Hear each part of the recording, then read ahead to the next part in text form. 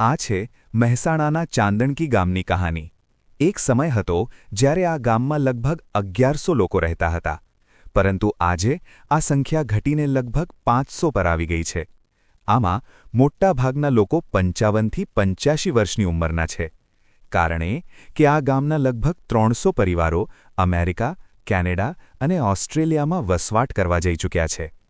પરંતુ અહીં રહેલા વડીલો માટે ગામે એક સરસ ઉપાય શોધ્યો છે, એક સમૂહ રસોડું, જે માત્ર ખોરાક જ નહીં પણ સાથ અને સહારો પણ આપે છે। આ રસોડાને 15થી 20 વર્ષ થઈ ગયા। વડીલો માટે અમે બીજી પણ ઘણી સગવડો કરી છે, હિંચકા બનાવ્યા છે અને ત્યાં બેસવાના બોકડા બનાવ્યા છે। ટૂંકમાં અમારું મેઇન કામ છે વડીલોનું ધ્યાન રાખવાનું, દરેકના ફાધર મધરનું ધ્યાન રાખવા માટે અમદાવાદથી પણ દર રવિવારે માણસ આવી શકે, 15 દાડે આવે, મહિને આવીને 2-3 દિવસ રહે અને ગામની અંદર બધાનો સહકાર હોવાથી આ ગામ બહુ સરસ ચાલે।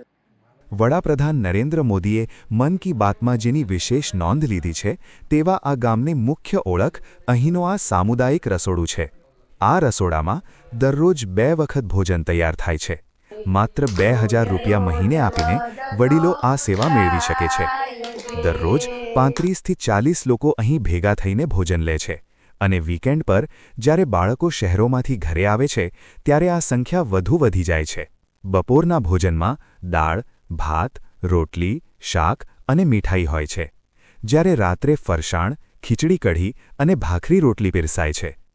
આ રીતે આ સમૂહ રસોડું માત્ર પોષણ જ નહીં પણ એકાંત સામે લડવાનું પણ કામ કરે છે, કારણ કે અહીં લોકો હવે સાથે બેસીને જમતા થયા છે। ભવિષ્યમાં ગામમાં એક પાર્ક બનાવવાની પણ યોજના છે, જે વડીલોને વધુ એક જગ્યા આપશે, મળવા અને વાત કરવા માટે। ભેગું મળી જે ગામની અંદર રહેતા હોય એમનું જ સિલેક્શન કરી કે જેથી કરી ગામની અંદર રહેતા માણસોની સમસ્યાઓનું નિરાકરણ કરી શકાય, એ માટે ગામના વ્યક્તિનું જ સિલેક્શન કરી અને સરપંચ બનાવતા હોય છે। સીસીટીવી કેમેરા અને ઘરે ઘરે શુદ્ધ પેયજળ જેવી આધુનિક સુવિધાઓ ધરાવતા ચાંદણકી ગામમાં ગૌશાળા અને સાપ્તાહિક મેડિકલ કેમ્પ જેવી સુવિધાઓ ઉપલબ્ધ છે। આઝાદી પછી આ ગામમાં ક્યારેય સરપંચની ચૂંટણી માટે મતદાનની જરૂર નથી પડી।